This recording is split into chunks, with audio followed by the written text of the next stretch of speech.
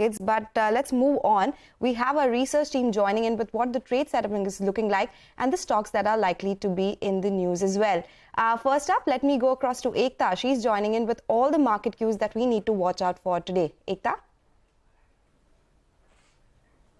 Hi, thanks for that. Morning. Well, yes, the frontline indices did consolidate in yesterday's trading session. The mid-caps did outperform the Nifty, and the mid-cap index, in fact, posted what was a record close. And 52.8% of stocks advanced on the Bombay Stock Exchange yesterday. Now, the momentum seems to be intact today because, or rather on a larger scale, because the India market cap hit a record high. It crossed 300 lakh crore for the first time in yesterday's trading session. FIIs continued to pump in money, which we have been pointing out. 1,603 odd crores is what they bought in yesterday's trading session. And it's a 4-digit buy figure for the 4th consecutive day. So just a statistic to play with. In terms of the global markets, the US markets did close marginally lower. FOMC minutes are pointing to rate hikes, but at a slower pace. So that's probably what perturbed the markets. We have Asia, which is largely weak on account of that. And Brent crude has spiked up to around a 2-week high as well, so do watch out for that. In terms of a couple of key parameters to watch out for, financials, because it's been topsy-turvy both for the financials as well as the mid-caps. So the financials fall yesterday was led primarily by weakness in the HDFC Twins post the Q1 update for the merged entity. The Nifty PSU Bank Index, however, outperformed and was up around 1% yesterday, so do watch out for that. Watch out for continued gains in the broader markets as well, because that's really where the action was. For example, 65% of stocks advanced in the BSE 400 mid and small cap index in yesterday's trading session, to give you a sense in terms of the kind of interest we saw despite the frontline indices consolidating. We also have the Nifty 50 weekly options expiry today, so we do have a lot of cues to watch out for. Oh, we do. And earnings, they also will be in focus, right? Thank you, Ekta, for making sense of the market cues we need to watch out for, but a lot of stocks which will be in focus as well. Surbi has that list. Good morning. Thanks for that. So first on my radar is Marico. They've come up with their Q1 business update. They say the domestic volumes grew in low single digits. The consolidated revenue has declined in low single digits on a year-on-year basis, but the gross margins is expected to expand materially.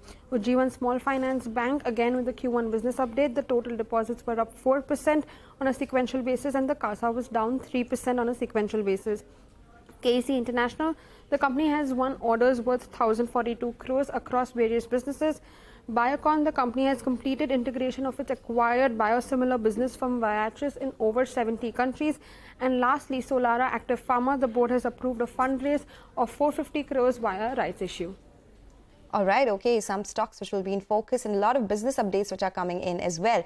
But let's talk about the F&O space now. Mangalam joins in with those cues. Mangalam.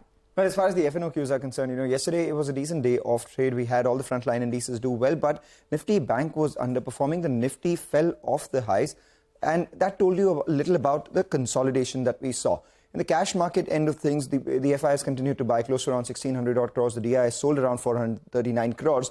The important part, however, and this is the part about the consolidation and some sort of resistance at higher levels, is what we've seen levels upwards of 19,400 facing some supply after the manic rally that we've had in the few days. So July 4th, the high on the Nifty was 19,434. Yesterday as well, we fell from 19,421, which was the highest, to close just below that 19,400 mark. The FI has bought about 463 crores in index futures. The long exposure virtually unchanged at 72%. But the important data points to watch out for will come from the option space, largely because it's weekly options expiry. And out there, the FIIs unwound long puts, 30,000 long puts.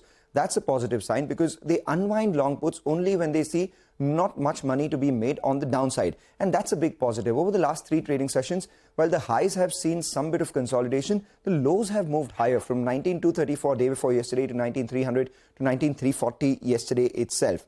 On the way up, however, we are seeing some sort of supply, and that's reflective in the kind of call selling that we've seen. 83,500 calls that have been written. This compares with just around 20,000 puts that have been written as well. So where are those option writers extremely active? 19,450 and 19,400 calls, both of them extremely active ahead of expiry today. And on the lower end, support is around that 19,350 put and the 19,400 put, both of them active in trade as well. So what does the option positioning indicate? Well, support between 19,300 and 19,350, congestion between 19,450 and 19,500 itself. The Gift Nifty indicating a negative start, maybe the dip closer to 19,350 would likely to be bought. In terms of stocks, there's only one pair trade which is going on. Long Bajaj Auto and Hero MotoCorp on account of the announcements that they've made, and as a result of which short Eicher Motors, where we saw a fair amount of short build up because the risk of market share erosion is real now.